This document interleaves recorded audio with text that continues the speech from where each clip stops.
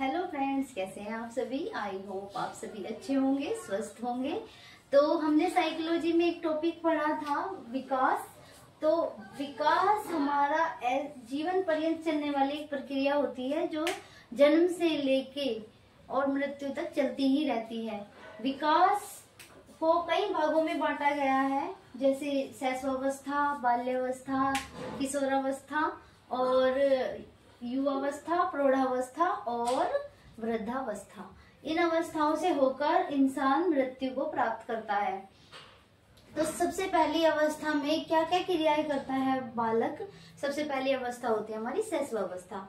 शैशवावस्था में बालक क्या करता है, त्रुटिपूर्ण व्यवहार करता है, चीजें तोड़ता है, जोड़ता है। आपने देखा होगा जैसे कि एक छोटे नवजात शिशु के बाद जब बच्चा बैठना शुरू करता है तो हम उसको खिलौने देते हैं।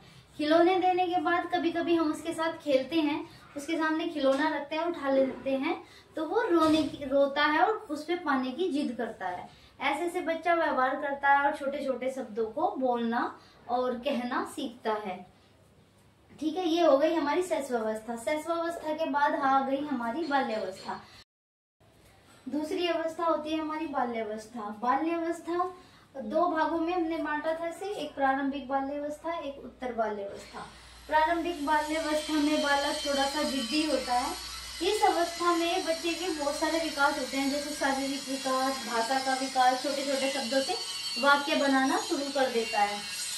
इसमें थोड़े थोड़े भाव उसमें जागने लगते हैं, डर, जैसे डर, खुशी और उत्साह आदि। जैसे हम कहेंगे ना कि आज तो शादी में जाना है, तो बच्चा बहुत एक्साइटेड होगा कि तैयार हो लो, चलो चलो शादी में चलते हैं।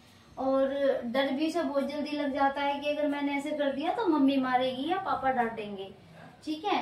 दूसरी उत्तर बाल्यावस्था, इसमें बालक ना स्कूल जाना शुरू कर देता है और अपने दोस्तों के साथ ग्रुप में जाके व्यवहार करता है, अच्छा बुरा जैसा भी।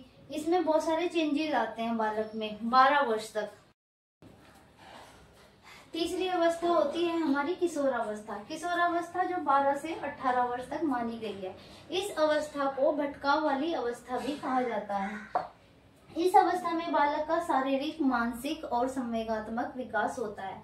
इसमें नई नई क्रियाएं बालक करता है और इस अवस्था में बालक अपने मार्ग से भटक भी जाता है। ये अवस्था बहुत ही खतरनाक अवस्था भी कही गई है। इसे तूफान संघर्ष की अवस्था भी कहा गया है। मनोवैज्ञानिकों ने इस अवस्था को सबसे मुख्य माना है, क्योंकि इस अवस्था का हमारे आने वाले जीवन पर बहुत गहरा प्रभाव पड़ता है।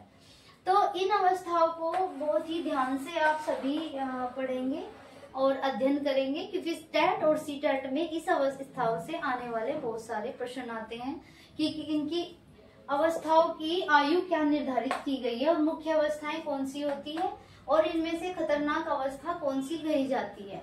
ठीक है, आज के लिए बस इतना ही। Thank you.